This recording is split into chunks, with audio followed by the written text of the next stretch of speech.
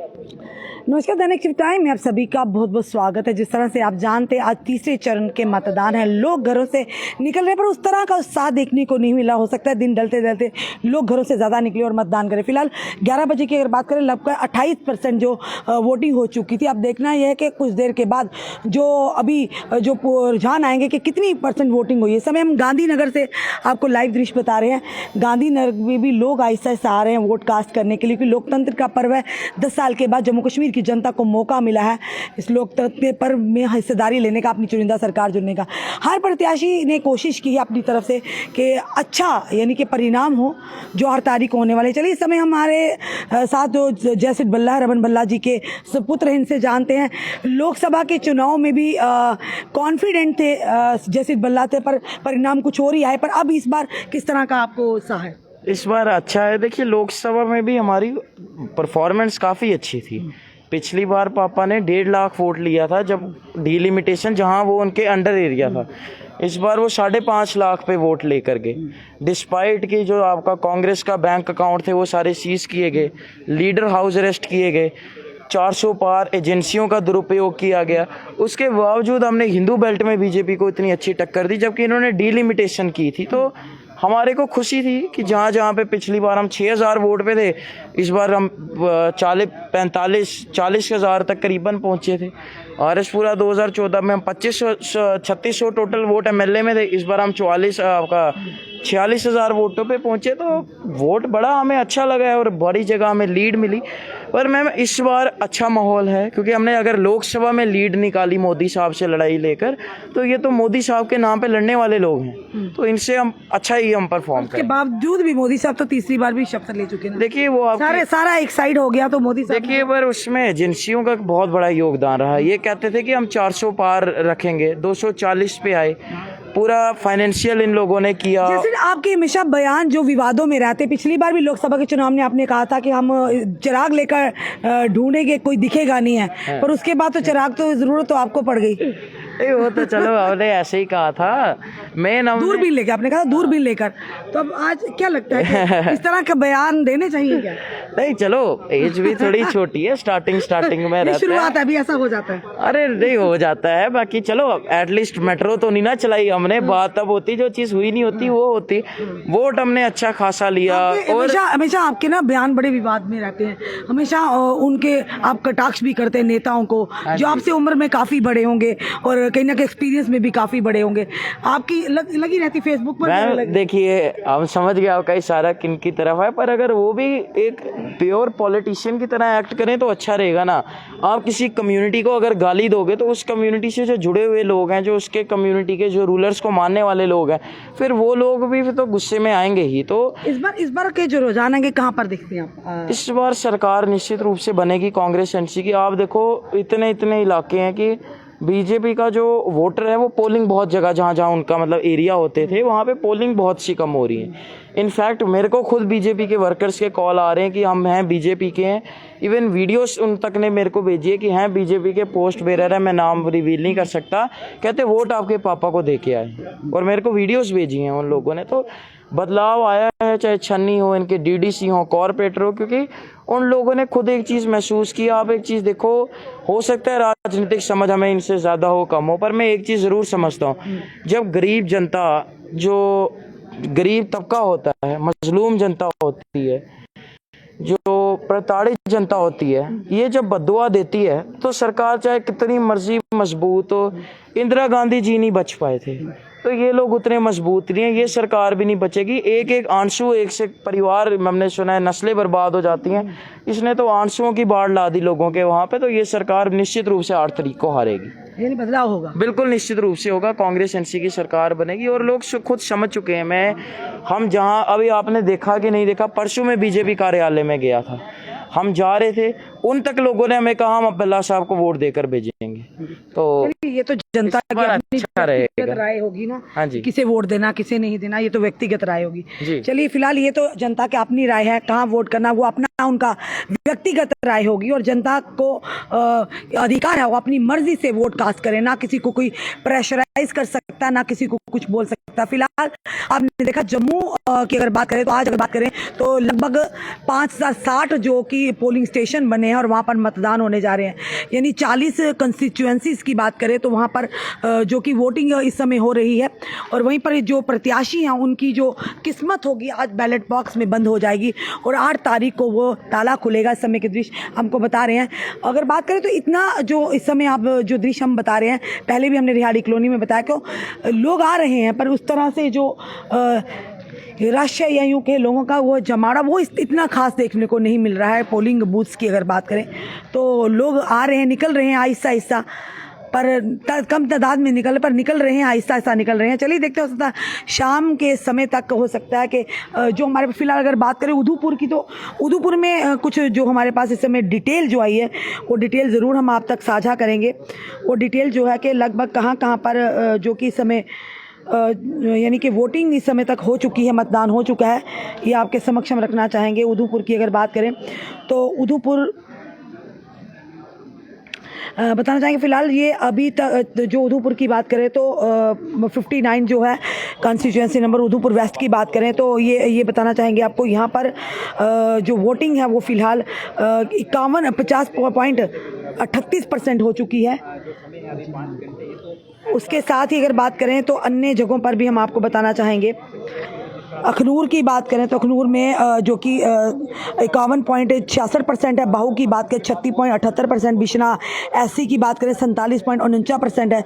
छम की बात करें तो 53.21% है। जम्मू ईस्ट की बात करें 38.88% है। जम्मू नॉर्थ की बात करें 37.93, जम्मू वेस्ट की बात करें 35.94 है। वहीं पे अगर बात करें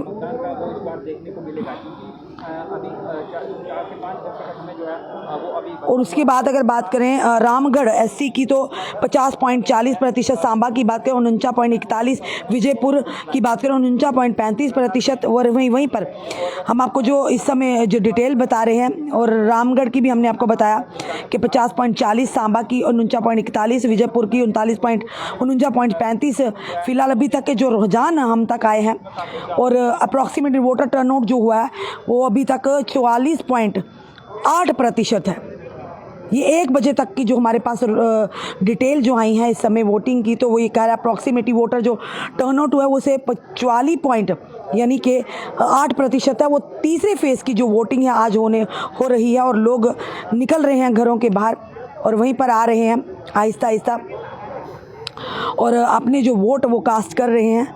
वहीं बात करें चनैनी की तो यहाँ पर अभी तक 1 बजे की बात करें तो 52.24% हुए हैं। रामगढ़ एससी की बात करें 52.54%, उधमपुर ईस्ट की बात करें 51 यानी कि 51.64, उधमपुर वेस्ट की बात करें 50.38% जो है इस समय तक जो वोटिंग हो चुकी है। और वहीं पर बनी की बात करें 52.96%, बसोली की बात करें 48.70%, बिलावर की बात करें यानी 51.54 यानी 54%, हीरानगर की बात करें 48.97, जसरोटा की बात करें तो 50.96, कठुआ की बात करें 48.41% अभी तक जो वोटिंग हुई है।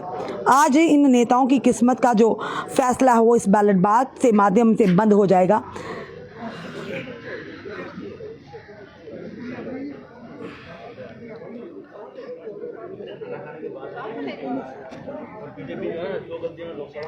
तो इस समय आप दिखा रहे हैं, हम आपको गांधीनगर के लाइव दृश्य बता रहे हैं। आज तीसरे फेज के मतदान है और जनता जो कि घरों से निकल रहे हैं और अपना जो वोट कास्ट कर रहे हैं।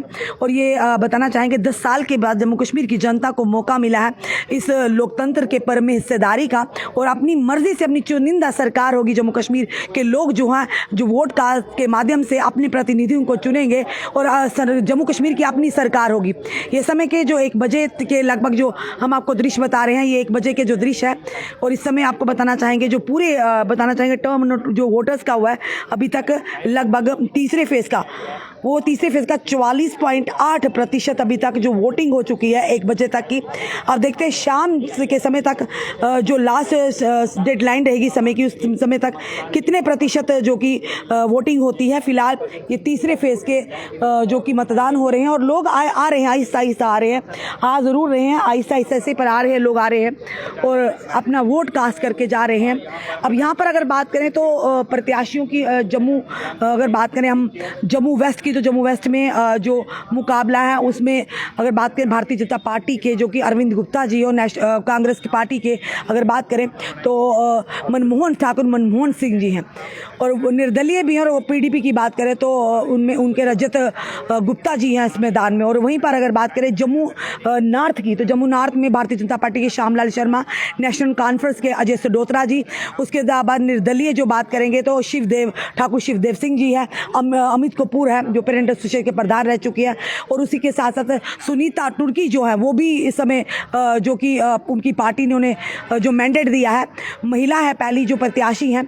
और उसी के चलते अगर बात करें जम्मू ईस्ट में जो मुकाबला है जो कड़ा देखने को मिल रहा है, एक तरफ से जो बताना चाहेंगे आपको युद्धवीर सेठी भारतीय जनता पार्टी को, दूसरी तरफ योगेश सानी, और उससे भी जो कड़ा मुकाबला है अगर बात करें बहु कॉन्स्टिट्यूएंसी से जहां पर भारतीय जनता पार्टी के विक्रम रंधावा हैं और उसी के सामने जो अपोनेंट उनके हैं कांग्रेस के तरनजीत सिंह टोनी।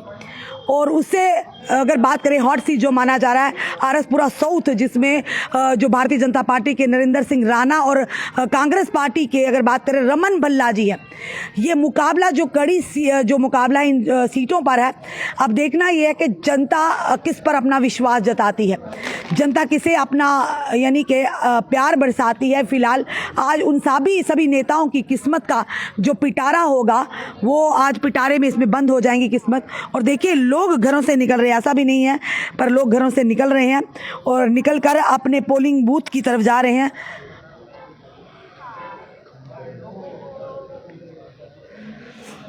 और इस समय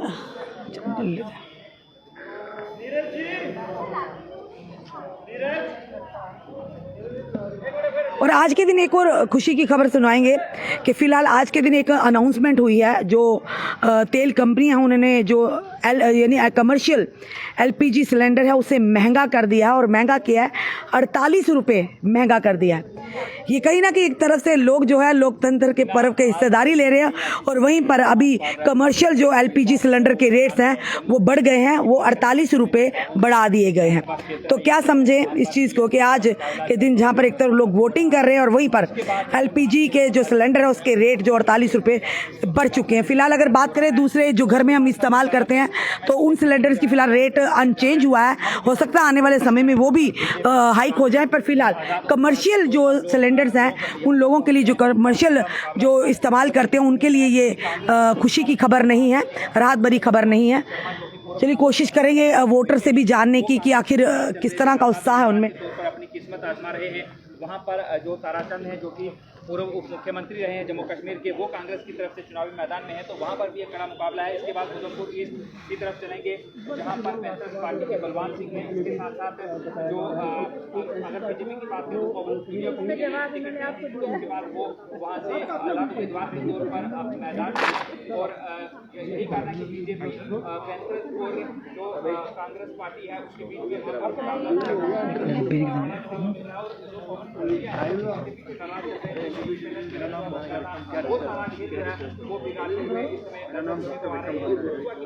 और इस समय की जो तस्वीरें हम आपको बता रहे हैं कि लगभग 40 निर्वाचन क्षेत्रों में आज मतदान होने जा रहे हैं, जिसमें जम्मू संभाग की बात करें तो 24 जो हैं सीटें जो है जम्मू संभाग के अंतर्गत आती हैं।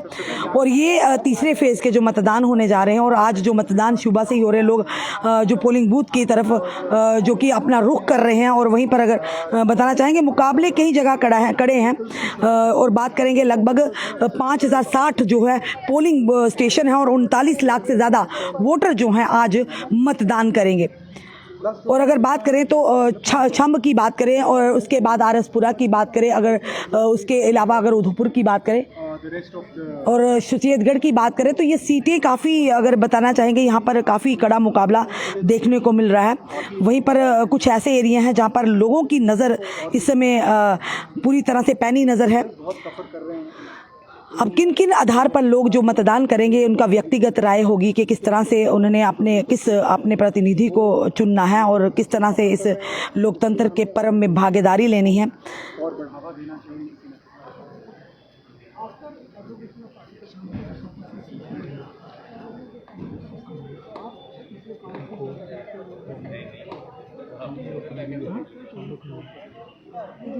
जो ग्राउंड पे चेंजेस देख रहे हैं, थोड़ा सा जो स्टेट का कम हो गया है, कम हो गया, लेकिन उसके साथ साथ हमारी सुनवाई भी कम हो गई है, जैसा कि मैंने पहले कहा। और इस समय आप देख रहे हैं इस अगर बात करें इस असेंबली चुनाव की, तो ये कहेगा जम्मू कश्मीर के लोकल चुनाव कहेंगे कि जहाँ पर लोग जम्मू कश्मीर के वो सरकार चुनेंगे जो उनकी मर्जी की होगी और जिस सरकार के प्रतिनिधित्व जो करेंगे उनके अपना जम्मू कश्मीर का सीएम होगा और आने वाले समय में जम्मू कश्मीर की परेशानियों को जो केंद्र तक पहुँचाएंगे। तो ये कहीं ना कहीं चुनाव जो है, ये चुनाव बड़े इसके जो परिणाम है बड़े ही दिलचस्प होने वाले हैं। और सुबह भी हमने आपको बताया था रियाली कॉलोनी में जो वोटर से उन्होंने साफ तौर पर कहा कि इस बार बदलाव होगा, एक नया सवेरा होगा।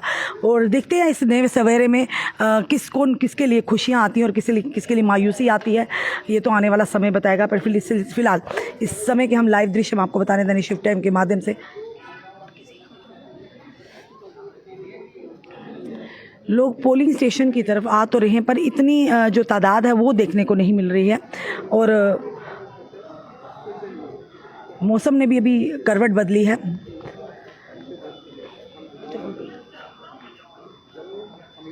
और आपको प्रत्याशियों की हम पूरी जो सूची यहाँ तक लाएंगे, जो प्रत्याशी हैं समय जो इस चुनावी रणभूमि में उतरे हैं। आप देख रहे हैं यहाँ पर यह समय प्रत्याशियों की जो सूची हम आपके समक्ष रख रहे हैं। देखिए कि बुज़ुर्ग जो माता जी हैं वो भी आई हैं वोट अपना कास्ट करने के लिए। लोगों को पता है कि अपनी वोट की क्या कीमत है।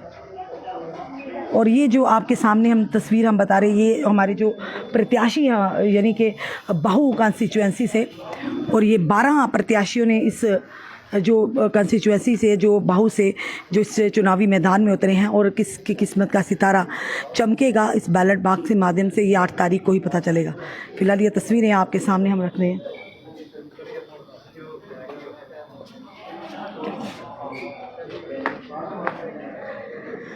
चलिए मैम, मैं किसी भी तारुफ की मोहताज नहीं, आना मैम यहाँ पे हमारे साथ है। मैम कितना उत्साह है आज आप भी वोट कास्ट करने के लिए आए? बिल्कुल बिल्कुल, ये तो हमारा अधिकार है क्योंकि वी आर इंडियंस, हम भारतीय हैं। भारतीयों को ये 10 साल बाद हमें जम्मू कश्मीर में मौका मिला है, तो इसका तो भरपूर हमें उपयोग करना चाहिए।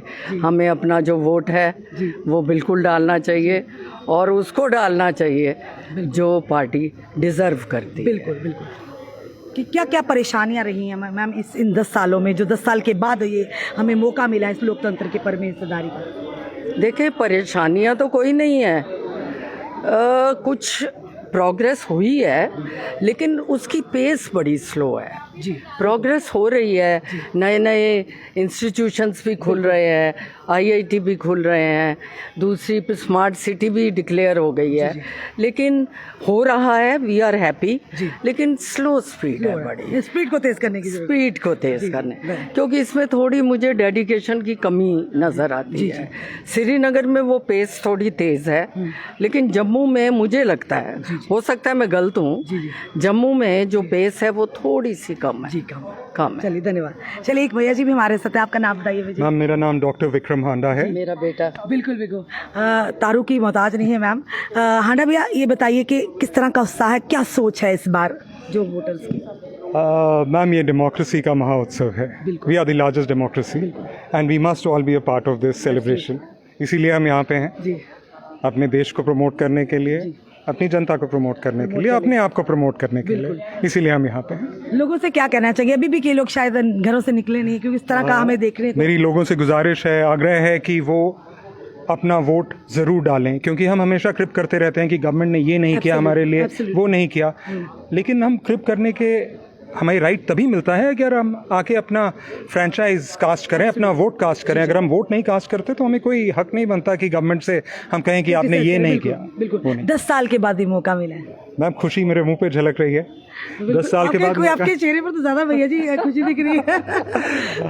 मैम वहां से देखा, आप जब आ रहे थे बड़े खुश नजर आ रहे थे आप। मैम खुशी का मौका है, 10 साल के बाद हम वोट डाल रहे हैं, काफ़ी उम्मीदें हैं कि जो भी जीतेगा वो हमारी रियासत के लिए एक अच्छी खबर लाएगा, अच्छी न्यूज़ होगी और हमें और आगे लेके जाएगा। धन्यवाद भैया जी। धन्यवाद। बिल्कुल, देखिए सबके मन में यही बात है कि जो भी जीते कोई भी, पर वो हमारी रियासत के लिए खुशखबरी लेकर आएगा, हमारी रियासत को प्रगति और उन्नति की ओर लेकर जाएगा, पर वो होगा 8 तारीख को। फिलहाल आज तीसरे चरण के मतदान थे, यानी आखिरी जो फेज़ था उसके मतदान थे और लोग आ रहे हैं आहिस्ता आहिस्ता। जितने भी हमारे वोटर्स हैं, जितनी भी लगभग 39 लाख से ज़्यादा जो आज जो है वोट कास्ट होगा, यानी लोग जो वोटर्स जो वोट करेंगे, उसी के चलते अगर बात करेंगे कि लोगों से भी निवेदन है कि आप बढ़ चढ़ कर इस लोकतंत्र के पर्व में हिस्सेदारी लीजिएगा, क्योंकि 10 साल के बाद आपको ये मौका मिला है कि इस मौके का ज़रूर आप फ़ायदा उठाइए। अपना जो